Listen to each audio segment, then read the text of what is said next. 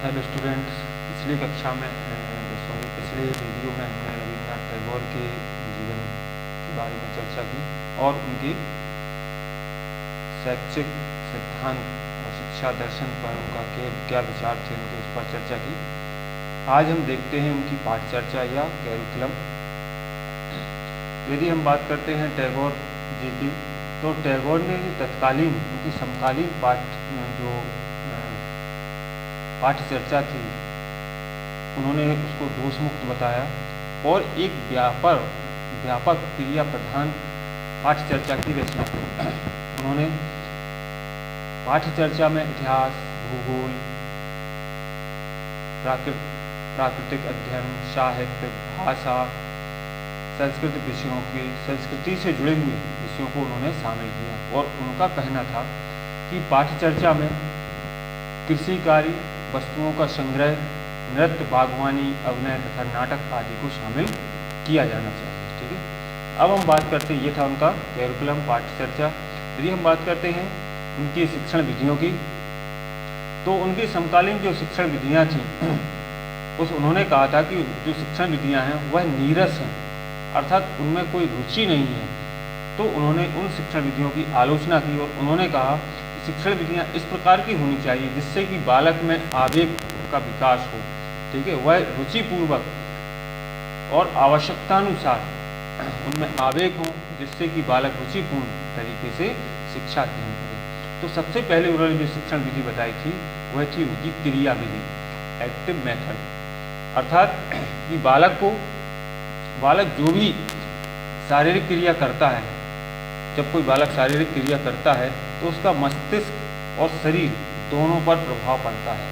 अतः जब बालक कोई क्रिया करता है तो उसका मस्तिष्क और बालक शरीर दोनों क्रिया करते हैं और वह आसानी से उसको सीखने के अवसर प्रदान होते हैं। तो इसीलिए उन्होंने कहा था कि शारीरिक क्रिया को महत्व देते हुए उन्होंने शिक्षण विधि में नृत्य, अभिनय, पेड़ पर चढ़ना, कूदना, हंसना, चिल्लाना, खेलना, इन सारी चीज़ों को, इन सारी क्रिया विधियों को उन्होंने शामिल करने के लिए बोला था। उनका यह था कि बालक जो भी करेगा, यदि वह प्रत्यक्ष रूप से खेल में करता है, या हम उसको कह सकते हैं कि वह क्रिया जिसमें बालक का शारीरिक रूप से क्रिया करे, वह क्रिया उसकी ज़्यादा प्रभावी होगी, वह शिक्षण ज़्यादा प्रभावी होगा। दूसरा उनके जो शिक्षण विधि थी वह थी प्रत्यक्ष विधि, डायरेक्ट मेथड। अर्थात कि प्रत्यक्ष अनुभव से और निरीक्षण और तर्क शक्ति का विकास होता है। जब बालक प्रत्यक्ष अनुभव से जो भी निरीक्षण करता है, सामने देखता है, तो उसकी जो तर्क शक्ति है उसका विकास होता है। ठीक है, तो इसके लिए उन्होंने कहा था कि प्राकृतिक विज्ञानों का अध्ययन, प्रकृति का निरीक्षण आदि, जैसे सामाजिक विज्ञान का अध्ययन, सामाजिक समस्याओं का अध्ययन, या जो भी समाज में जो घटनाएं घटित हो रही हैं, प्रकृति की जो घटनाएं हैं, उनको बालक से रूबरू कराना चाहिए, जिससे कि वास्तविक वस्तुओं के जब संपर्क में आने से छात्र सम्मुख उपस्थित होता है तो उसमें निरीक्षण करने की शक्ति और तर्क करने की शक्ति का विकास होता है। नेक्स्ट है उनका पॉइंट, स्वाध्याय एवं प्रयोग विधि। स्वाध्याय से तात्पर्य है उनका, स्वाध्याय में बालक अपने आप सीखता है और ज्ञानार्जन करता है, जैसे विज्ञान, कला कौशल, उन विषयों को प्रयोग के विधि के द्वारा या प्रयोग के माध्यम से उनको वह चीज़ें सिखाई जाएं, जिससे कि बालक प्रयोग करके जो भी चीज़ सीखेगा उसका प्रभाव बालक पर ज़्यादा देखने को मिले।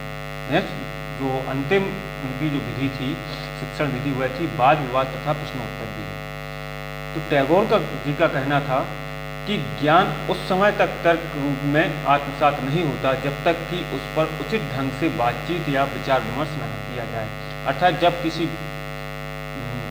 विषय पर कोई चर्चा की जाती है, बातचीत की जाती है, अपने बालक विचार विमर्श करते हैं, सब तर्क रखते हैं, तो सुझाव देते हैं, तो वह जो ज्ञान है वह पूर्ण रूप से बालक के मन मस्तिष्क पर बैठ जाता है। इसलिए उन्होंने कहा था कि प्रश्नों के द्वारा बालकों को उसके दैनिक जीवन में जो समस्याएं हैं, उन समस्याओं को बालक रखे, उनका निराकरण करे और वाद विवाद से उनका हल निकाले। तो ये उन्होंने 4 शिक्षण विधियाँ बताई थी जिनके द्वारा बालक को अच्छे से शिक्षा प्रदान की जा सकती है। अब हम देखते हैं कि टैगोर दर्शन के अंतर्गत उन्होंने अध्यापक का क्या स्थान प्रदान किया।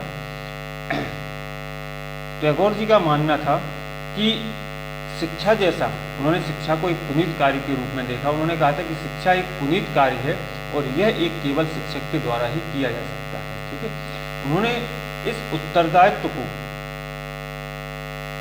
शिक्षक को जो भी महत्वपूर्ण उत्तरदायित्व हैं उन पर भी उन्होंने बल दिया था और उन्होंने कहा था कि बालक को केवल अध्यापक केवल पुस्तकीय ज्ञान प्रदान नहीं करना चाहिए, बल्कि उसे बालक को पवित्र व्यक्तिगत स्नेह में, विश्वास में लेना चाहिए, मतलब व्यक्तिगत संबंध स्थापित करना चाहिए, जिससे कि बालक, अध्यापक ऐसी परिस्थितियों का निर्माण करे जिससे कि बालक प्रत्यक्ष रूप से उन अनुभवों को जाने और उनका ज्ञान उस वह अर्जन कर सके। ठीक है, नेक्स्ट, ये तो थी अध्यापक की बात। अब हम बात करते हैं शिष्य का या छात्र।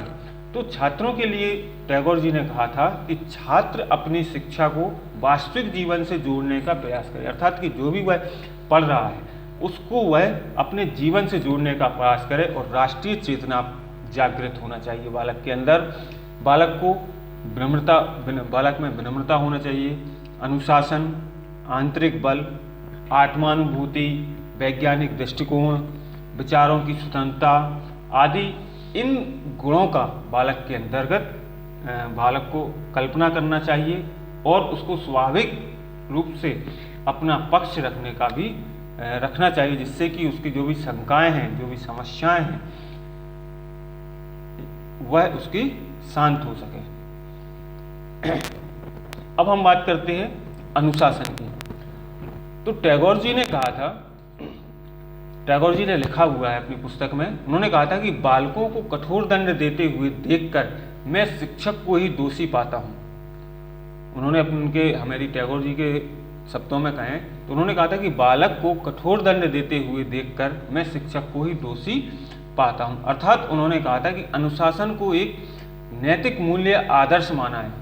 उन्होंने अनुशासन को एक नैतिक मूल्य और आदर्श माना है, भी एक अच्छी आज्ञाकारिता या बाह्य व्यवस्था को अनुशासन नहीं मानते कि बालक ने आज्ञा का पालन कर लिया या आपने दंड रूप देके, डंडा दिखा के, छड़ी दिखा के बालक से अनुशासन के कार्य करा लिए, तो ये बालक के उसको वह अनुशासन के रूप में नहीं देखते। वास्तव में यदि उन्होंने कहा है कि अनुशासन क्या है, तो उनके शब्द, उनके अनुसार वास्तव में अनुशासन का अर्थ है अपरिपक्व एवं स्वाभाविक आवेगों की अनुचित उत्तेजनाई दशाओं से सुरक्षित रखना। अर्थात बालक में स्वाभाविक अनुशासन उत्पन्न हो, अर्थात वह पूर्ण विकसित स्वयं से ही उसको